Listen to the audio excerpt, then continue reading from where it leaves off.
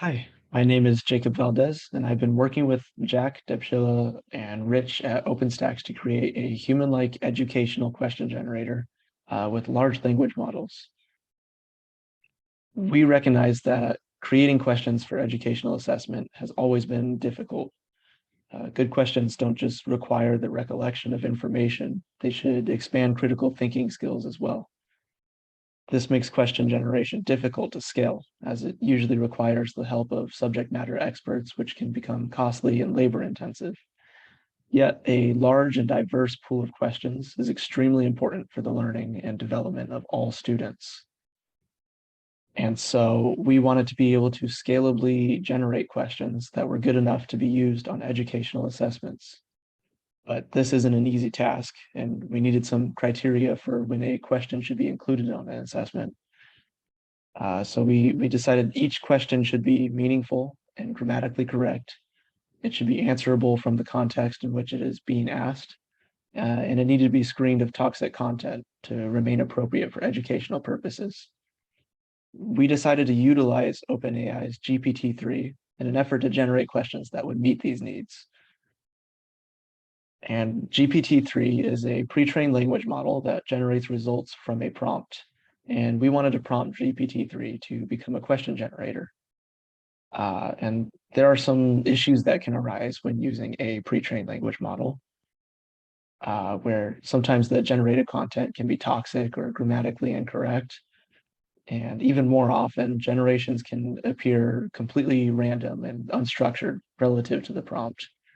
And a good example of this randomness is this generation from GPT-3 on the right here. This question was generated from a paragraph of information about the difference between prokaryotic and eukaryotic cells. And you can kind of see how this wouldn't be too helpful of a question on an assessment. And so the key takeaway here is that generations are heavily influenced by how the model is prompted. And so the question is, how should GPT-3 be prompted to generate higher quality questions? And so we identified 4 questions that could help us decide on how to better prompt the model. Each of these addressing a different factor and how we could prompt the model with example questions.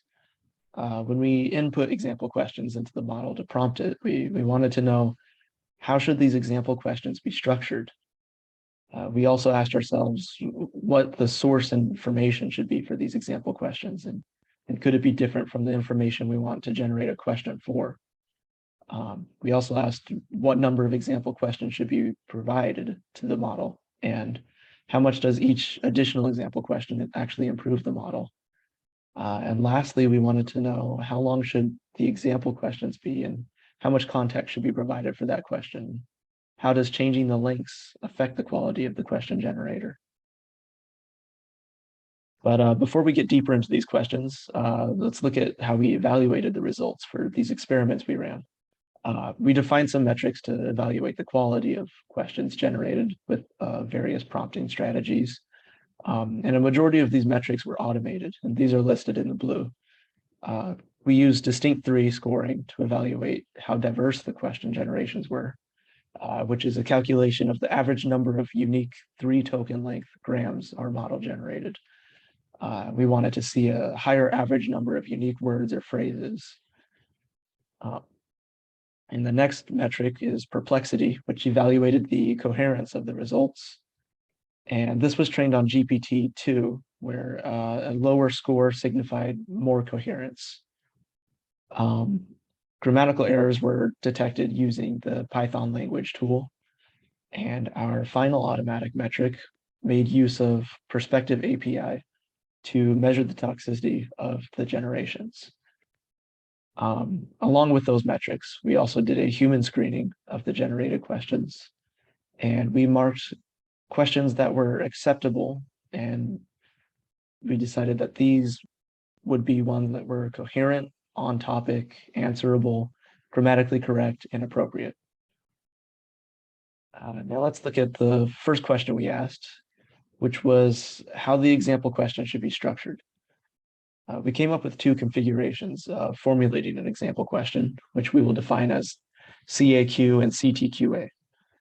CAQ provides a context, which is some chunk of information, an answer and then a question, where we would expect the model to generate a question for a new context and answer pairing. CTQA is ordered a little bit differently, and it introduces the target, which is the important word or phrase from the context that we would provide the model. And so we would expect the model to generate a question and an answer in this case, given a context and a target pair. And what we found was that CTQA largely outperformed CAQ with a much higher acceptability rate and a better perplexity score.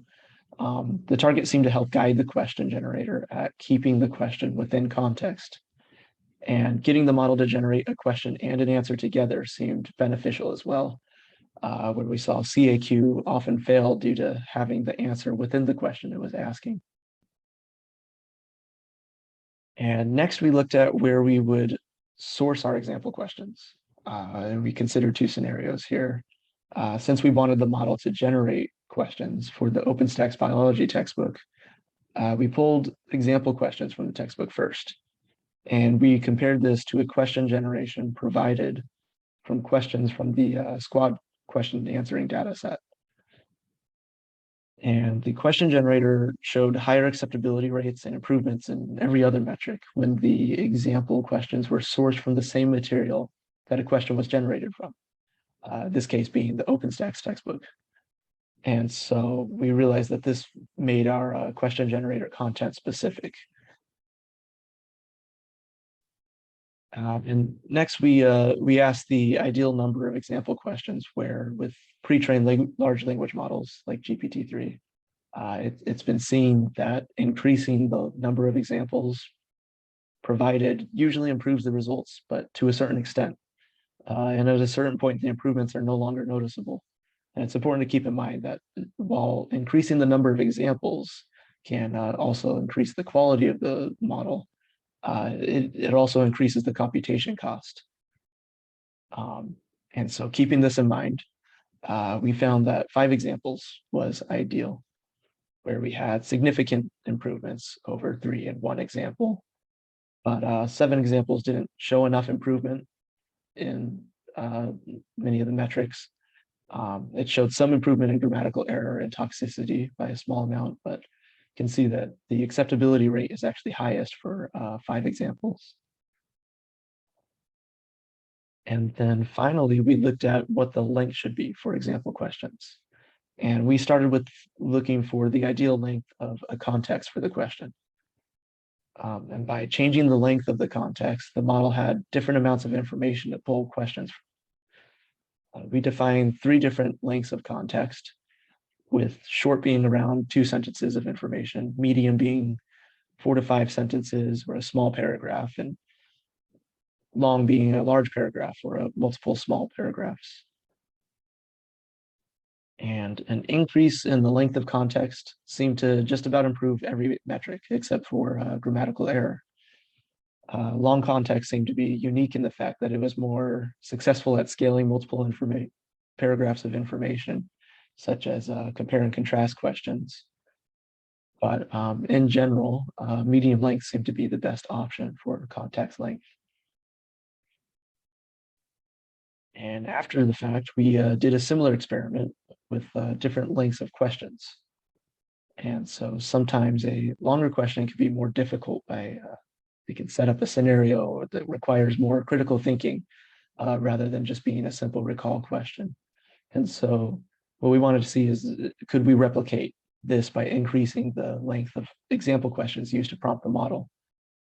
And so we defined small questions at around 15 words, medium questions around 25, and long questions at about 40 words in length. And we saw the only metric to improve with longer question length was perplexity, where we found short questions were much easier for the model to generate. And while longer questions did lead to more complex results, these more complex questions were generated at a much lower acceptability rate. And so we were able to see some of those more difficult questions generated. It was at a lower acceptability rate than we wanted. And so after running these experiments, we had a better understanding of good practices when prompting a language model for question generation. And so we decided to take what we learned and create a question generator that could be looked at by human experts. And so we maximized the factors that we looked at. And so we used a CTQA configuration with 5 example questions sourced from the OpenStax biology textbook with medium length context and small to medium length questions. And then we took what we thought to be acceptable questions and we gave those to a subject matter expert and we asked them 2 things for each question. We asked, was this question AI generated or human authored? And would you include this question on an educational assessment? And here are the results we got, where over 70% of our AI generated questions were marked as human authored. And even more so, were marked as good enough to be on assessment, about 74%. And so this was really good at just showing that we can get these questions evaluated from the question generator and really see that a large majority of them are acceptable for an assessment. And so seeing these results, we wondered if we could replicate these results in other subjects. And so we took an OpenStax history and psychology textbook, and we prompted the model with questions from each and asked it to generate questions for the corresponding textbook. We then had an SME from each subject do exactly what was done for the biology textbook. And what we found was a majority of the questions evaluated by the SMEs were once again marked as good enough to be used on an assessment and as human authored. And so this was pretty important in showing that we could kind of scale these across different subject areas and having an SME in each subject look at a question generator specifically for that subject. And so as we've seen in these results throughout the study, not all of the generated questions are acceptable for actual assessment. And so there's more work to be done. There remains a lot of errors in the results, but some of them are common enough to be filtered out, especially using the metrics that we've been running. And so using things like the toxicity score, the grammatical error counter, the perplexity score, these could all be used to automatically filter out a number of poor questions. And we also recognize that our work is not exhaustive. There's a number of factors that can affect the question generator. And we looked at a few, but there were so many more changes that could be made to the question generator. And there should definitely be more testing done between instructors and students in a safe environment where we can further evaluate the effectiveness of these AI generated questions. And we explored a few different prompting strategies throughout the study. And we've already seen some improvements that could be made to the automatic question generator. Our results were really promising in showing that higher quality questions can be created with changes to the prompt. And it's important remembering that this is a large early step in exploring these effects on a pre-trained language model. And while our work is by no means exhaustive, just due to the number of changes that could be made to the question generator, these strategies should be used and looked at as a basis to help generate higher quality questions and in improving a automatic question generator. And so I want to thank OpenStax and all the people who have helped us with this study. And thank you so much for listening.